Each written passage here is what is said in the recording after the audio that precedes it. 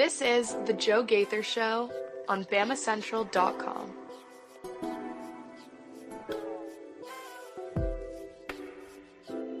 Good afternoon, Tuscaloosa, Internet World, West Alabama. How are you doing today on this Tuesday? Thanks, everybody, so much for joining us right here on the Joe Gaither Show. You're watching us on Facebook, Twitter, and YouTube at Joe Gaither 6, or you are watching us on the Bama Central YouTube channel. You can find all kinds of crazy and fun things on the Bama Central YouTube channel. We appreciate everybody who has jumped in and joined us. You can always find us on the comment section. Send us a comment, question, query, or complaint right there at Joe Gaither 6 or on the Bama Central YouTube channel. Or maybe you're walking around listening to us on podcasts.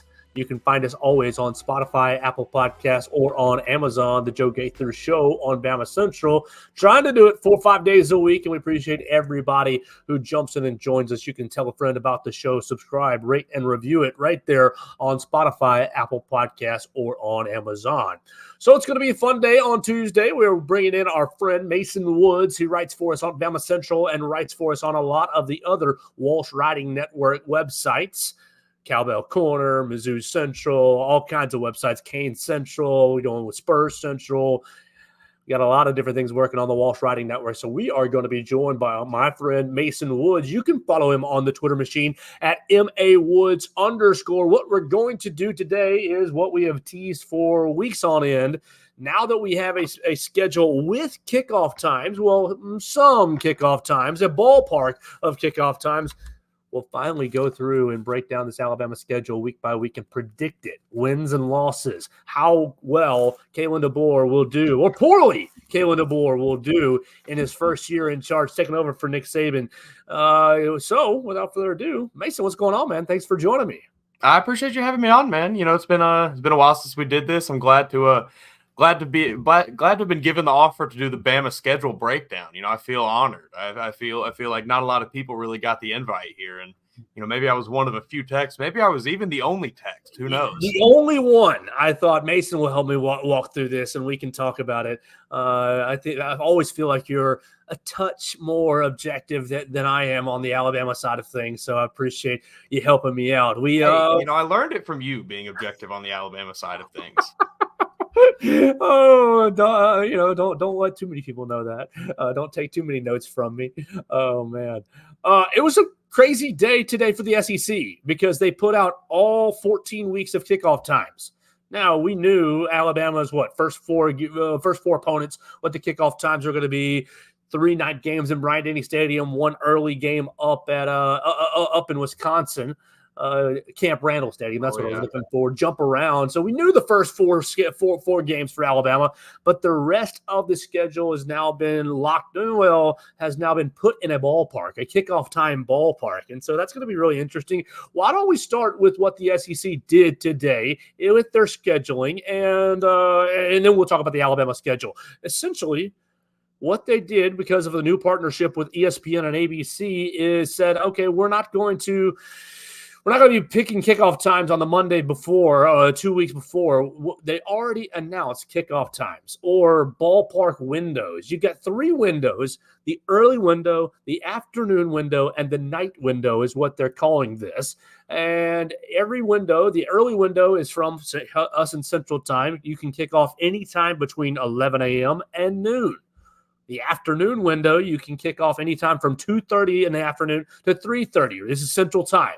And then the night window begins at 5 p.m. and ends at 7 p.m. So you got 3 different windows that you can be assigned to, and ESPN and ABC and their family of networks are going to ensure that all the SEC games are staggered starts and kicking off on their own networks. What do you make of this? I mean, no longer with CBS, so you're not fighting, we want the 2:30 game at this slot, and Alabama, you got to figure out network priorities. What do you make of these new little windows, and Alabama getting assigned 1 game in the early window, 1 game in the afternoon window, and then a bunch of flex games?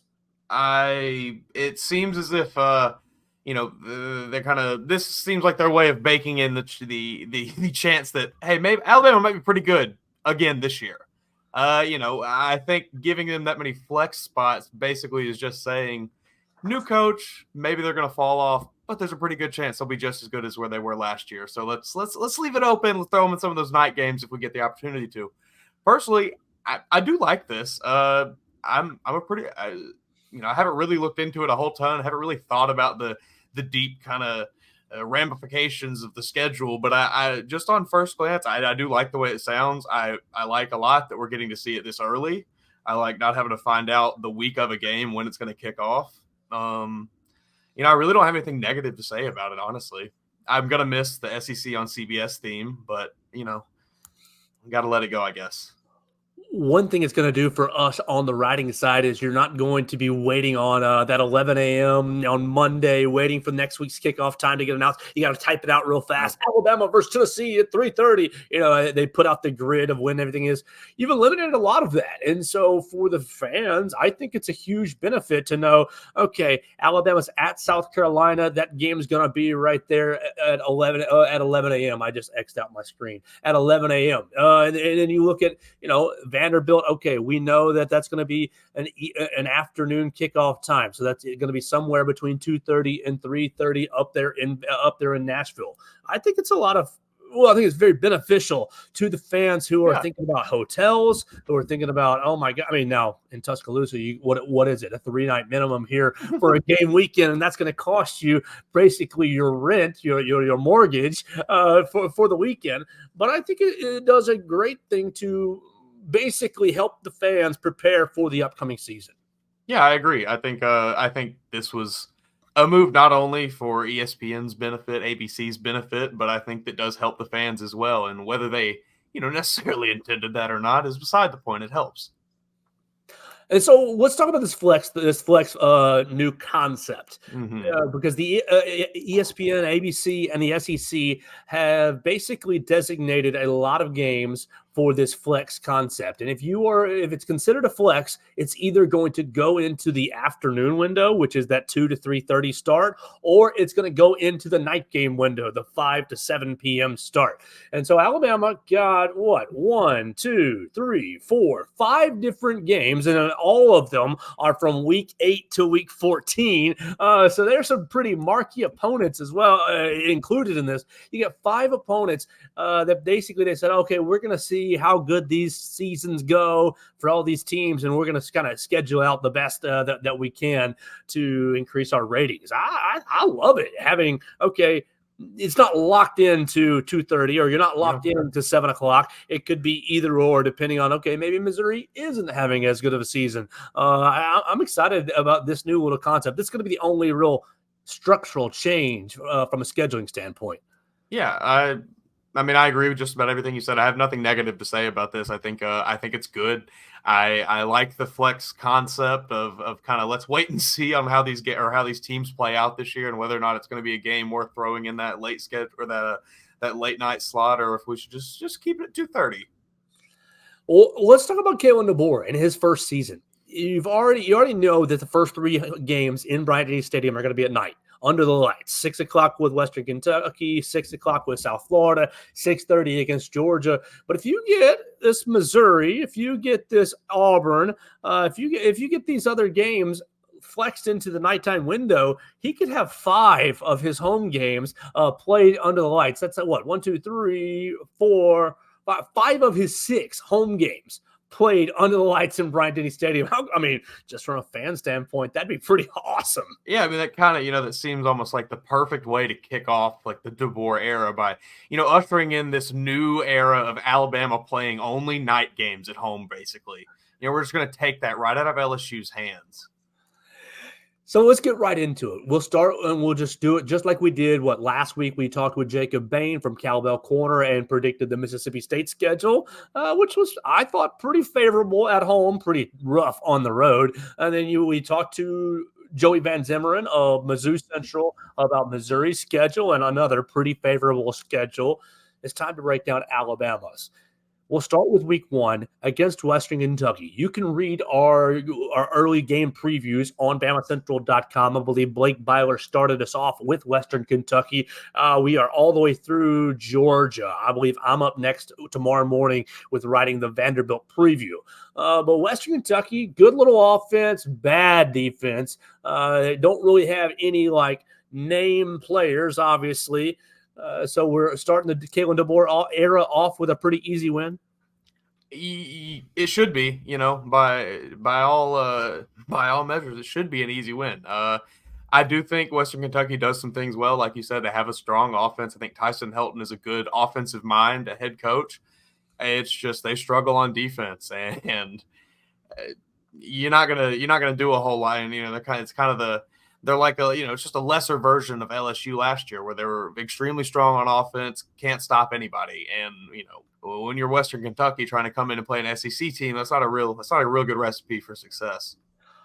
What do you make of it? I think I saw Alabama as a 32-point favorite in that opener. Remember last year against MTSU, Alabama was something like 42, 48, something right in that range. I think it was 48, right? And I thought, okay, no way that they cover right off the bat. That's too big of a number.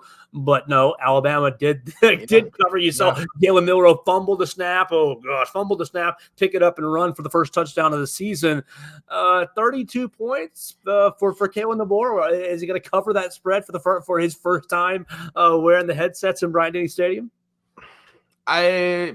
I think they will. I think they will. I think they cover that. I think Alabama is going to come out firing. I think this offense is going to be moving the ball a lot through the air. Going to be getting it downfield a lot. And I think Alabama should be able to cover that.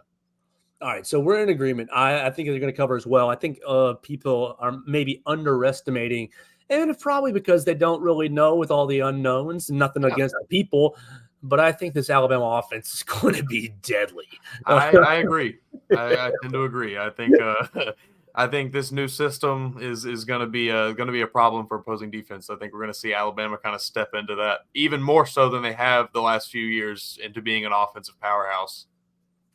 All right, so we're moving on to week number 2. Pretty nice little comfortable win for Alabama against the Hilltoppers. Week number 2 brings some bad memories from last year. Not that Alabama lost, but oh my gosh, what a terrible day it was in Tampa playing the South Florida Bulls, playing Alex Golish and taking on Byron Brown. And yeah, Byron Brown didn't really do much from a passing standpoint, but he scrambled his butt off. And, I think he stretched the defense, but more so it was just putrid offense for Alabama last year down in Tampa. Yeah, it was storming, it was raining, and Coach Saban was kind of trying to maybe prove a point to the team about the quarterback situation. It was ugly, 17-3 win. But South Florida pays off the home and home now. They got to come to Tuscaloosa 2 years in a row. It's going to be 6 o'clock under the lights. And I think this game's going to go a little closer than people expect. I wouldn't be shocked to see that. I think USF is not a bad team. I think they're a very solid Group of 5 team. I think they were only 7-6 last year, but you look at their bowl game, they murdered Syracuse 45-0. So they're coming off they ended the season on a high note, and I think they know the situation they're coming into. They know that they're playing Alabama at home, so they're going to give it everything they have.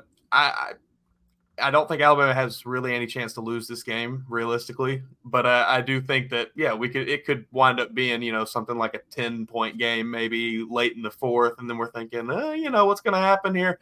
It wouldn't surprise me a bit. I think that Alabama's going to win, definitely, and win rather comfortably. But when they put out a huge spread, when Vegas puts out a 24 or 28 or 30, right in that range spread, I think that's going to be a sucker bet because you think about Alex Golish and you think about him coming from the Josh Heupel system. They were 33rd in total offense last year with redshirt freshman Byron Brown. They're bringing back 18 total starters on both sides of the ball. I don't think that they're going to win the game.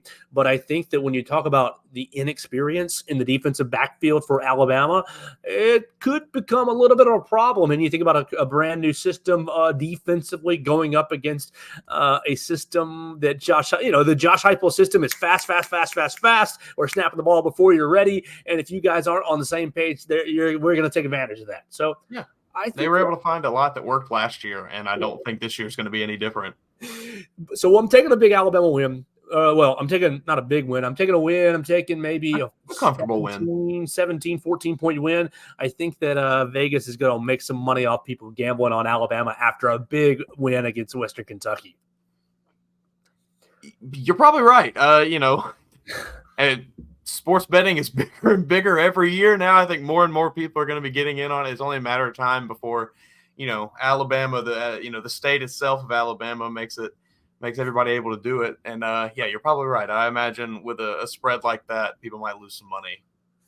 All right, so the big game on the early part of the season, Alabama is ramping up its schedule for that Georgia game in week number 5. But week number 3, Alabama's on Big Noon Sports up there at Camp Randall Stadium. Tyler Van Dyke and the Wisconsin Badgers. Luke Fickell in his first year up there, or second? It's his second year. His second year leading the program, and we remember Luke Fickell was leading the Cincinnati Bearcats in the college football playoff against Alabama a couple of years ago. So it'll be his next crack at Alabama. Wisconsin, known party school, gonna be a wild environment, I think. Alabama wins, but I think we got to think back to, what was it, 3 years ago when Alabama was on Big Noon Sports 2 years ago when Alabama was on Big Noon Sports against the Texas Longhorns out in Austin, winning 20-19. On a last second, praise the Lord, Will Reichert field goal. I think it's going to be another win for Alabama, but I think it's going to be a character building win. You see Wisconsin having any chance of pulling an upset? I don't think so. I don't really think Wisconsin necessarily is built to upset here. I do think they're a tough, hard-nosed team, and they're going to give Alabama some trouble, as far as just the physicality goes and things like that. But when you look at losing Braylon Allen from last year, he was most of the offense. Not a whole lot they can really do out there. We'll see who steps up out, in his place, but. They kind of had an up and down finish to the season last year. I think they finished 7-6 7-6. They lost to LSU. Yeah. They lost to LSU in the ReliaQuest Bowl. I think they got out to kind of a hot start, maybe 3 or 4 wins to open the season, and then kind of finished a little weak. So I just, they'll be Wisconsin. I think we talked about this a little bit kind of before we got into the show. They'll be Wisconsin. Same old, same old. They're going to be tough. They'll play everybody hard, but at the end of the day, they're really not built to go toe-to-toe with the top-end teams. You look at who they beat last year. They beat your Nebraska, Minnesota. They beat Illinois. They beat Purdue, Georgia Southern. I mean, you're beating the teams they should beat. They beat Rutgers, but then they're losing to Iowa, Ohio State, Indiana, Northwestern, and LSU down the stretch in the bowl game. I think if you've built the momentum, the Alabama side, if you built the momentum for the first 2 weeks, you can take that into Camp Randall and I think play well. Now, Mason, I heard you say gross to the 11 a.m. kickoff. They'll never make me love Big Noon Sports. I don't care how much people talk about it. I will never love Big Noon Sports. Can I tell you why? I'm not a Gus Johnson fan. I'm not a Joel Klatt fan. Not a fan of the whole panel that does the pregame show, really. Urban Meyer. They'll never make me like Big Noon Sports. I'm with you on it being with Fox, and I'm not a big Gus Johnson fan either. But can I tell you why the kickoff time is an advantage for Alabama? Please. All right, so Wisconsin. I don't want to be painting too many stereotypes here, but they are down to party, and they do it very well. If your football is not always great, maybe at least you can win the party.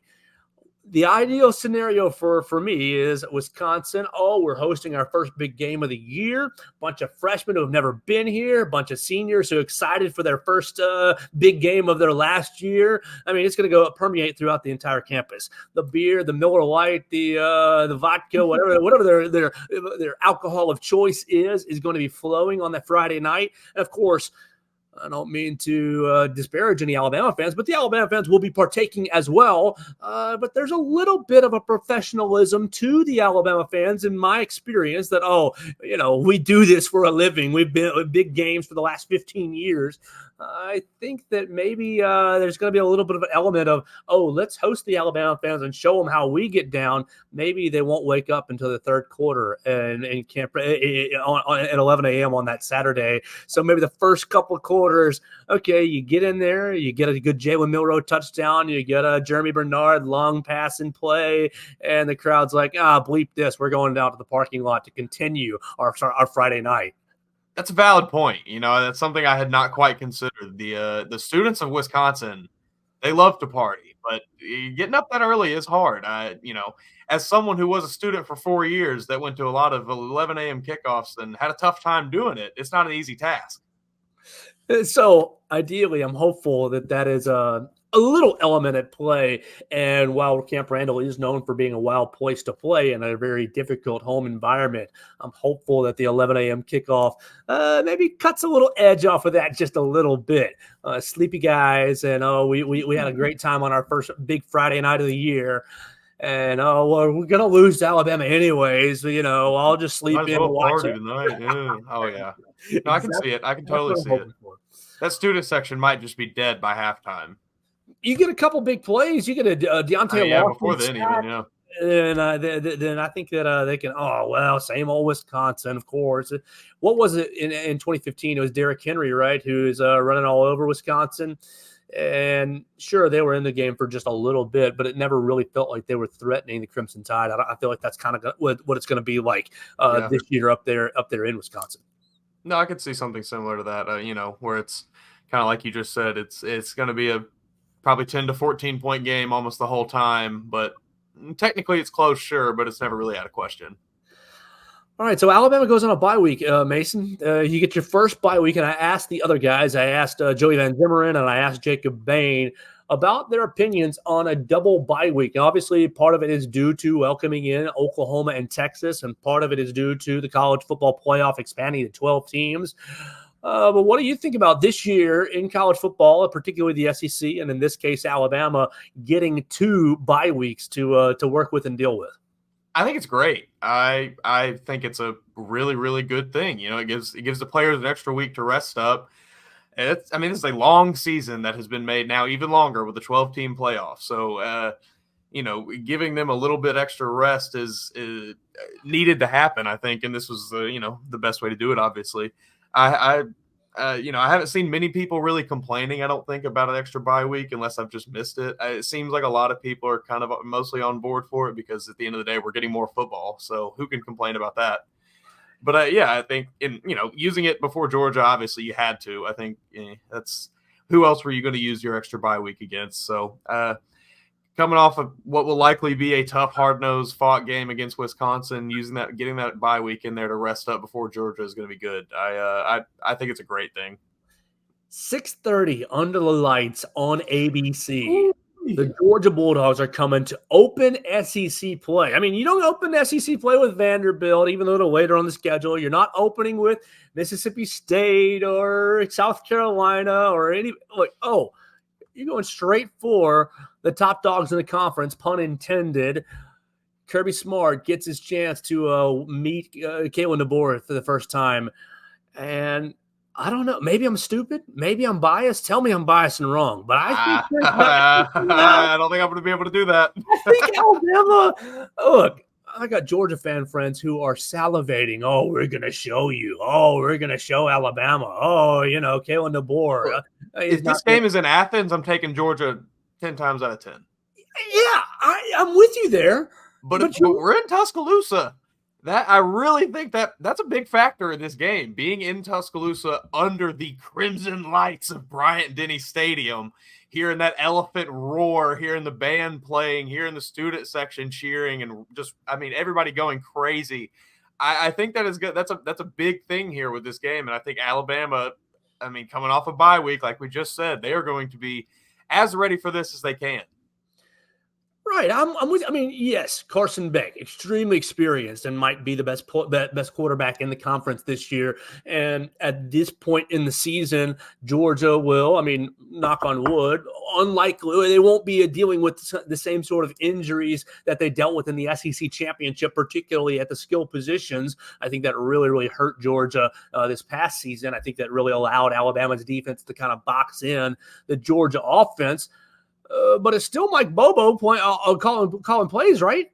It's still Mike Bobo calling plays. It's still the same, we're going to play conservative. We'll use our running back. Now, Trevor Etienne. He's nice a problem. Upgrade for Georgia, absolutely. And I'm not calling a blowout by any means. I think it might be 4 to 9 points in that range.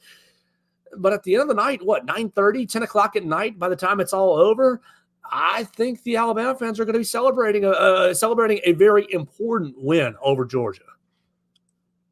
I want to call you crazy. I want to disagree, but I have thought about this game for a long time now since it was announced, and I do agree. I think it's going to probably be a one-score game, whether that's a field goal, a late touchdown, something like that.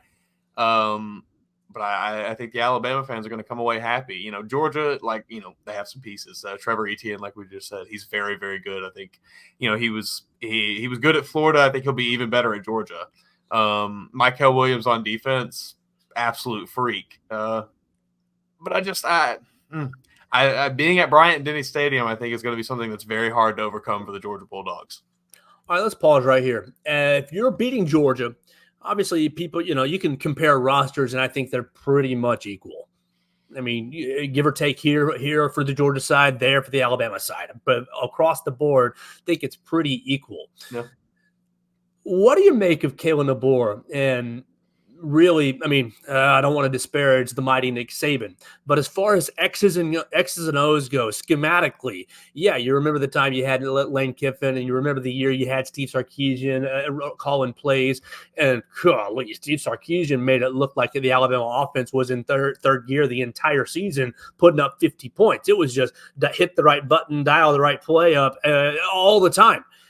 And maybe I'm too arrogant on Kalen DeBoer, but I think that what you've seen of his offense over the last, both years at Washington and then dating back to his time at Indiana, he's just, in my opinion, been able to say, okay, here's what I got offensively. Here's how we're going to make this work.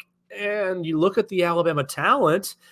Of course, people are talking about Jalen Milroe and his ability to read a defense, and I think some of those questions are still valid and still out there. But I think as far as skill sets, he's exactly what you want. And you think about, Alabama didn't have a top-tier wide receiver the last 2 years. No offense, Jermaine Burton and Isaiah Bond, but you guys are wide receiver twos. You're 1As. You're not really alphas. Jeremy Bernard looks like that alpha. At least he did an 8A, and of course, we've been fooled by 8A performances before. Hey, he's doing good things. He walked on at UCF. You see that? Yes. Ajayi Hall walked on to UCF, and we hope you do great in the Big 12 this year. For him. Absolutely, for sure. Get your life back on track and make something of yourself. That's great. But Jeremy Bernard looks like that dude. And then you talk about a second-year Justice Haynes, a Richard Young who never got on the field, a third-year Jam Miller. You talk about the offensive line. You've looked at Pro Football Focus, and they've rated Alabama pretty much the top offensive line in the country. You brought back Caden Proctor, and whether you liked him or not last year, he's going to be a year better, a year more experienced. They're all losing weight, trimming down. This is not a disparagement to Nick Saban, but I just wonder if schematically, Tommy Rees, she struggled a bit last year, and obviously you're trying to overcome some deficiencies along the offense, but I just think schematically, Kalen DeBoer elevates Alabama's approach to basically every single game. I do think he brings a unique flavor, kind of. It's something that teams that have faced Alabama for the last 15 years have not seen and really have no experience in Alabama being maybe a more offensively driven, schematically focused team where it's not just, all right, let's line up and beat you. It's all right, well, let's actually just out-scheme you, and let's just make guys get open without us really having to do anything else. So I do think that, Kalen DeBoer, the addition of him coming in and kind of injecting his own offensive mindset and offensive scheme into the team, I think that poses an interesting threat, a unique threat, especially to Georgia, who is, I'm sure Kirby Smart, he knew this game was on the schedule for a while. He's probably thought he was going to be playing Nick Saban for a while. So yeah. I think, he had to really go back to the drawing board completely, making his game plan for this game. And, whether he has it ready or not is we don't know, but I'm sure he's been thinking about it. And when I can't imagine he was exactly excited when he saw Alabama hired Kalen DeBoer. All right, so we're both taking a close win against the Georgia Bulldogs, and that puts us at 4-0 on the season. And really, you're rocking and rolling. You go into Vanderbilt in the afternoon slot, so anytime between 2:30 and 3:30 Central Time, give you enough time to enjoy the Nashville nightlife on Friday night, and then hopefully a nice little win and get to the Nashville nightlife on Saturday night. Bama's got to go there and learn how to play ball. Hey. They're going to show Bama how to play some real SEC ball. Was that the last time they were up there? I believe that was the last time that Alabama was up there, because I think that was Damian Harris, had 3 touchdowns or something. I think that was the game Tua got in right towards the end, and that was one of the first times I remember seeing Tua. Man, it's Vanderbilt. There's not a whole lot to say here.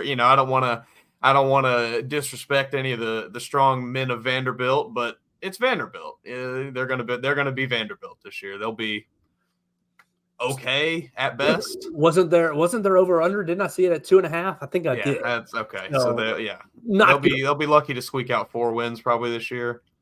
Clark Lee, just pack it up that week. Try not to get hurt. Run the clock, running clock. We remember those days in high school. Put the clock on, and we'll just. Oh, I know all about the running clock.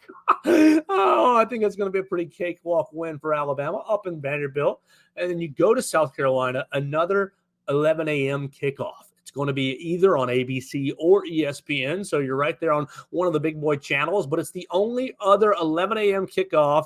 And again, the same sorts of concepts for the Wisconsin. Oh, we hate 11 a.m., but it's going to be an advantage. Look, they don't have anything to do over in Carolina but drink and listen to Sandstorm, like just over and over and over again.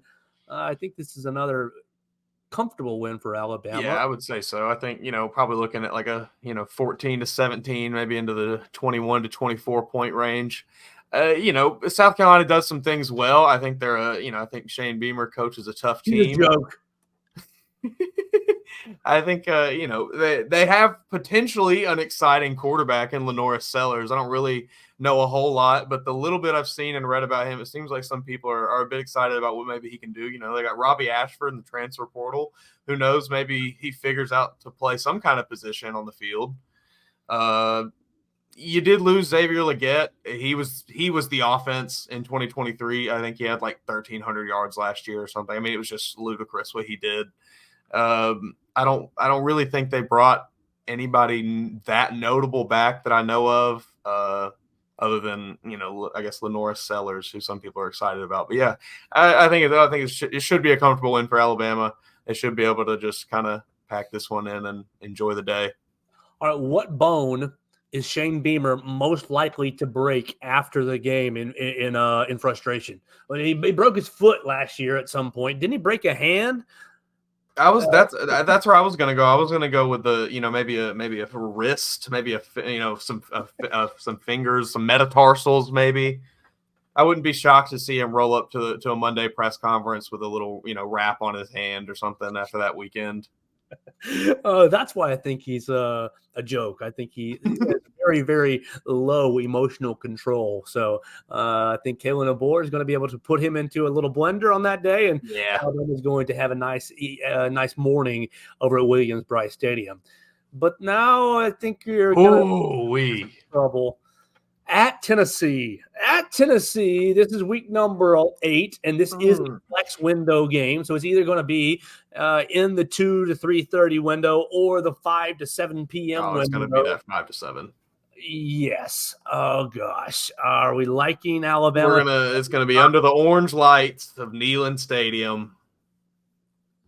Are the Alabama fans going to be smoking their cigars? Man, I don't feel good about this one. I don't either.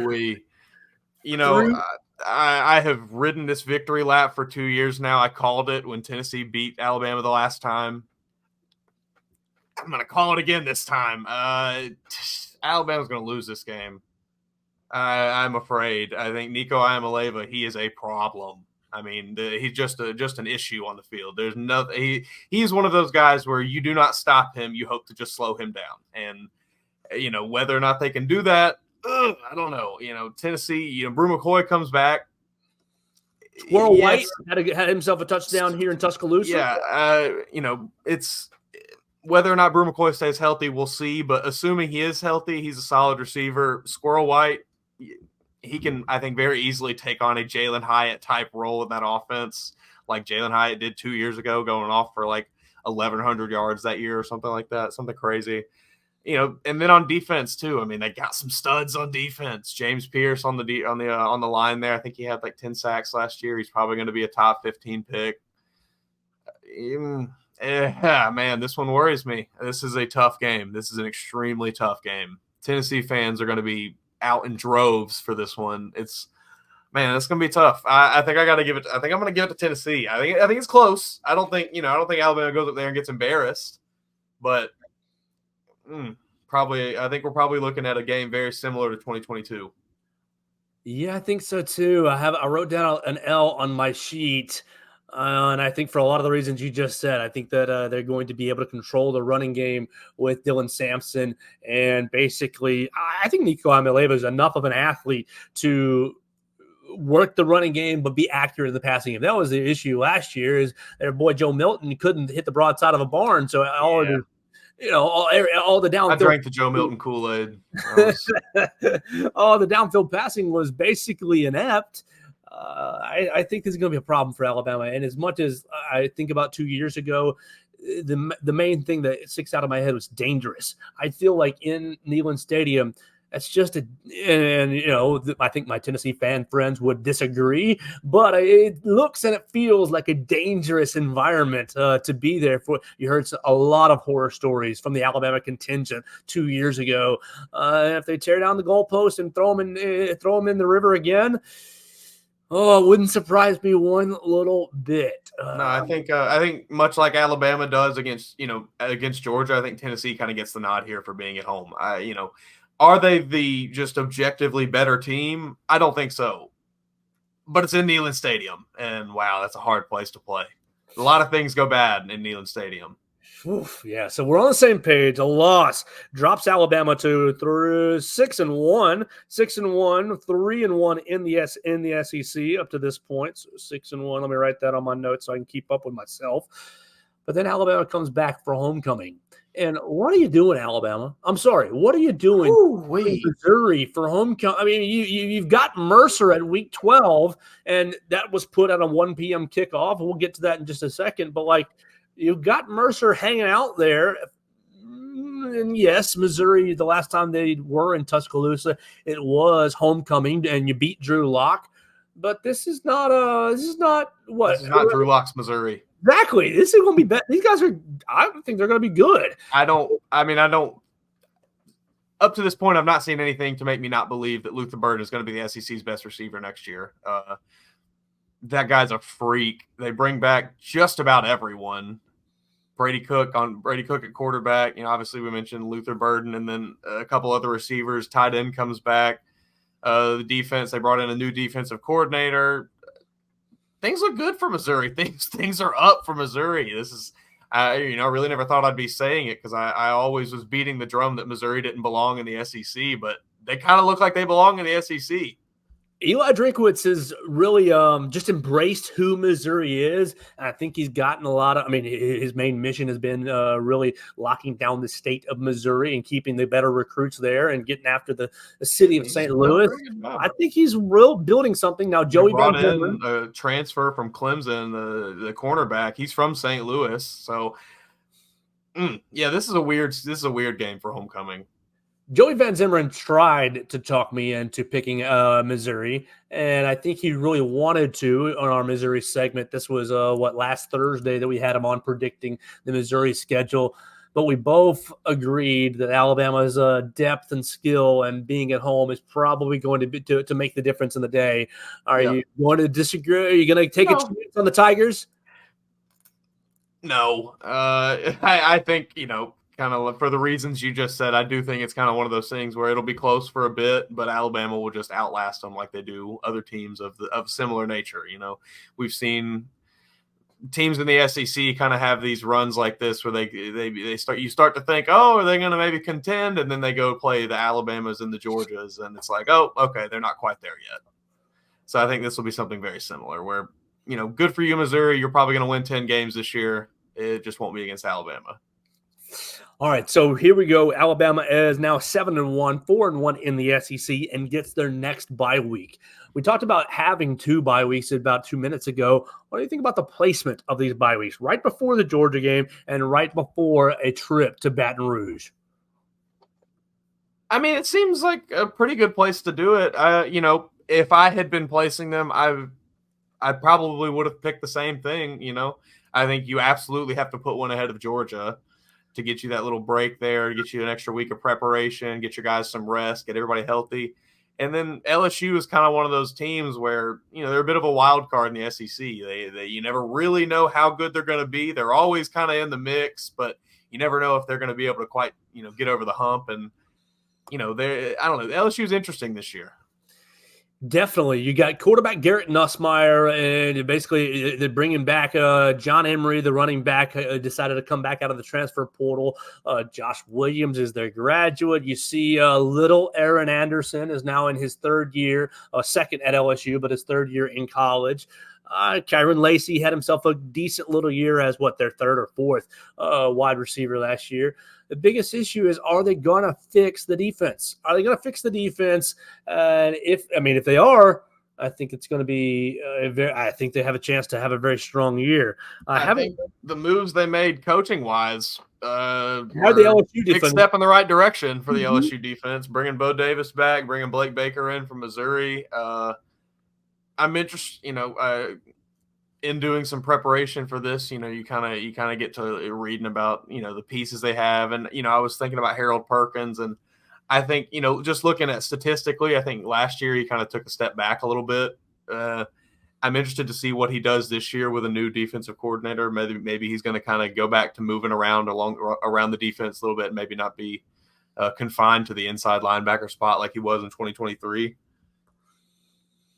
I think they could. I think they'll improve on defense. I don't think it's going to be necessarily night and day from last year to this season, but I think they will certainly improve on defense. It's going to be hard to be any worse. All right, I do think they're going to be better on defense, but I think that you look at these last 2 road games at LSU and at Oklahoma. I'm not sure which one is going to be which. I wrote down a win for the LSU game. But I think that Alabama splits those 2 road games, whether it's winning against LSU and losing against Oklahoma, or vice versa, losing on the road to LSU and then 2 weeks later going out to Norman and winning. I think that that Norman game is, you can play it however you want. I think the split is coming.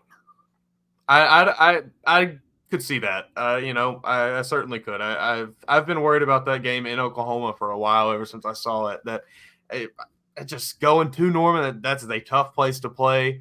Oklahoma, they're a bit of a question mark. I think quarterback is kind of a question mark. With Jackson Arnold, he was inconsistent, we'll say, to put it lightly, last year. And, but they get a new offensive coordinator. So, I don't know. Obviously, we know the defense is going to be pretty strong under Brent Venables. So, I don't think I'm going to go so far as to say they're going to lose one of those 2. But I do, if they were going to lose another one, I think it will be one of those. All right, so we're skipping Mercer because who cares about the Mercer Bears? It's going to be a cakewalk game. Get off of my schedule. Get these cupcakes off of my schedule. Who would we want to see there? Give me Give me a good non-conference game you'd rather see than Mercer. Throw an SEC. Give us Florida. Okay, I like it. Give us Kentucky. Give us Florida. Give us Mississippi State. Give us. I would love to play Mississippi State this year. Yes, someone like that. I mean, Mississippi State, an hour and a half down the road. You've been playing them forever and ever, and now they're off the schedule because we got to play Mercer. Get them off of my schedule, please. I mean, you're wasting. Just give it. I mean, if we're gonna play Mercer, just do a third bye week. You know, I mean, come on. We all know that's the only reason they schedule Mercer anyway, is to basically just have another bye week. So let's just be transparent here. I wish that if you're going to keep these games on the schedule, the one thing you would do is say, you know what, no starters play today, none at all. You get your tight. Just make it a JV game. You know. Yes. Perfect. That would intrigue me. That would get me excited about going to the game and watching the game, knowing, oh gosh, your two freshman corners are out there. We've been waiting to see those guys all year. And oh gosh, you think about Red Morgan in the back end. You want to see him some, and you probably will through the season, but make them be, the be-all, end-all. Let's go see Amari Jefferson out on the outside. Let's go watch the three freshman offensive linemen, see how they are. Because you're 11, 12 weeks into the season at this point. Yeah, that's week number 12. You're 12 weeks into the season at this point, and most of these guys early enrolled, so they went through spring practice. Let's see how their development's gone over 11 months here in college. That would make it a lot of fun. Let's throw in Austin Mack. Let Austin Mack and Ty Simpson just swap in and out all day long. It would definitely make it more interesting to watch. That's for certain. I don't want to see Jalen Milroe and Justice Haynes just, it's like playing toddlers into those games. So we're skipping Missouri. Big win.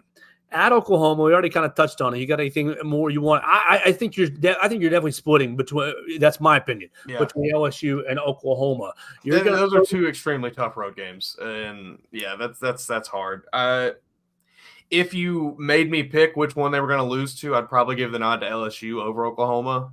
I just think I think LSU, their ceiling this year is maybe a little higher than what Oklahoma can do. Because I'm just I don't know about quarterback is such a big question mark with them. I'm not sold on what Jackson Arnold can do. We saw a little bit last year, but you also saw him do a lot of bad stuff in the limited time he had. So, but that's hard. That's a tough road game. That is the back-to-back weeks at Oklahoma and then Auburn coming into town. Now, look, Auburn and Hugh Freeze, he's talking about, we need another year, another recruiting class. Mm-hmm. But I think he's doing a little bit of that poor mouthing so that maybe the expectations are a little lower. You look at Peyton Thorne, he's apparently got himself real comfortable in the system, and now they've got a couple wide receivers hit the transfer portal pretty hard with the wide receivers, bringing in Robert Lewis and Keandre Lambert-Smith. You bring in Cam Coleman, who was a very highly touted recruit here in the state of Alabama, and Jarquez Hunter as a senior running back. I think he's playing a little bit of the media game. Oh, we're not going to be that good. And You always undersell yourself. That way nobody expects too much out of you. Then when you overperform, it's awesome. But talking about Peyton Thorne, I think he's interesting. I'll believe it when I see it as far as him having gotten more comfortable in this system. I think them going out and hitting the transfer portal as hard as they did for targets for him is maybe a little telling as to where he is with his level of comfort playing in Auburn's offense. It might, they might be trying to just take the approach of, all right, well, let's just load him up with as many weapons as we can. That way he can't fail. We'll see if that works. I think Auburn probably will be a little better than they were last season, mostly just because getting Robbie Ashford out of there and kind of clearing up what's happening at quarterback will help. I just don't know how good that offense is actually going to be with Peyton Thorne at the helm. So I'm taking Alabama to win at home. If it were down in the Plains, I think it would be a challenge. But I'm taking Alabama to win at home and welcome Hugh Freeze. This will be his first time back since his Ole Miss days. Oh, wow. Here in Tuscaloosa. I can't imagine that will be a very warm welcome for him. Will that be the first time since the crazy bouncing off 2015 game? I think so. Didn't he lasted one more season at Ole Miss, right? I believe so. Okay. So this will be the first time. Oh, wow. That'll be a wild time. And I've got Alabama now at 10-2. Are you going with 11-1? And it's fine if you are, but I've got 10-2, 6-2 in the league. You know what? Just to be different, go ahead and I'll go 11-1. I think they can beat LSU and Oklahoma. I think they can do it. I think that's two. That gives you two big road wins to close out the season. You know, build your confidence going into the end of the year, going into postseason. I feel good about that. All right, before we hit on where that might put them in the SEC, let me go to a comment right here. Chance Bailey joined us on Facebook, and you guys can join us on Facebook, Twitter, or YouTube, saying Nick Saban will still be playing a big part. He made this comment early in our schedule breakdown. I'm going to disagree. I think that Coach Saban, by the time the season starts in August, he's going to be fully invested in his time with ESPN, and of course, I think he'll be available for a phone call if they need one. But I think that pretty much by the time the season, I mean, look, let's not act like these coaches that have come and gotten hired are dummies that haven't ever done it before. I don't know that they're going to be leaning or looking to Coach Saban for much guidance. And I think Coach Saban, I don't really think that Coach Saban has any interest in kind of doing that necessarily. I think he knows that in order for it to be a successful transfer from one coach to another, you can't have the old coach still lingering around answering questions. You know, as much as I do think, like you said, he'll still be available for a phone call if a player needs to call him or something. You know, I miss him, whatever. Coach DeBoer needs a bit of advice on something, sure. But as far as any, you know, I don't think he's going to be involved remotely with any kind of scheme, anything like that. Maybe a bit of administrative work here and there, but I think you hit the nail on the head. I think Saban does everything 100%. I think he's going to do ESPN 100%. All right, so we've got 11-1 or 10-2. Are we feeling like that's good enough to make the first SEC championship without divisions? 11-1, yeah, you're in. You beat Georgia, you're in.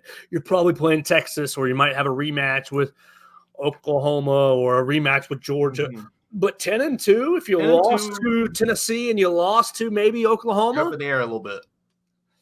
You're up in the air a little bit. It's going to be a blast this year with the conferences, or with the conference merging from either of those records. You're getting in the playoff. I think we can put that in stone. You know, so whether or not you're winning the SEC is not nil, but with either of those records, you are going to be in the playoff. So you are going to be playing for the ultimate goal no matter what. So let's transition to the playoff, because my friend, or our expert Andy Staples of On3 Sports, put out today his playoff prediction. And we're just listed off, and we'll get instant reactions. 1 seed Ohio State, 2 seed Georgia, 3 seed Florida State, 4 seed Kansas State, 5 seed, there you go, Alabama, 6 Oregon, 7 Texas, 8 Michigan, 9 Notre Dame, 10 Ole Miss, 11 Tennessee, and 12 Boise State. So Alabama gets the 5th seed. We'll just say that they did finish 10-2, and they didn't make the SEC championship game. Maybe Georgia is playing Tennessee or Ole Miss or Texas in that SEC championship game. Georgia wins that hypothetical, and they get the 2 seed. They've lost to Alabama, but they've gone on a run since then. I think that might make it some sense. What do you think? Alabama drawing a 5 seed, and what do you think of just the field as a whole? I think, and this is something that, again, we kind of talked about before the show, but I think a lot of people saw some of these logos on this graphic and immediately were very quick to call Andy Staples stupid, or, say he's an idiot, la-da-da, whatever it is. But when you really kind of start to think about it, someone has to win the Big 12. It's not crazy for it to be Kansas State.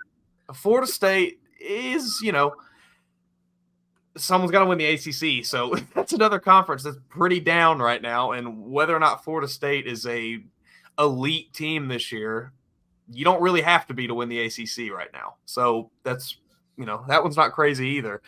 Obviously, Ohio State and Georgia are not crazy. They both have a pretty good chance of winning their conferences. And outside of those, Boise State is a little interesting to see there. But again, some team has to, one of those Group of 5 teams like that, one of those smaller teams one of them's going to be good. There always is one. So maybe it's Boise State. They had its decent season last year. I could see them kind of continuing to build. This looks like a strong year for the SEC. I'll say that. Yeah, you go what? One, two, three, four, five SEC teams in the field. You go, and this is crazy. One, two, three. Did I have that right? Three Big Ten teams because Oregon, Yeah. Michigan, and Ohio State. That's going to take some getting used to. You have the automatic qualifier. Oh, no, yeah. 1, 2, 3, 4, 5, 6. Excuse me, 6. 1, 2, 3, 4, 5.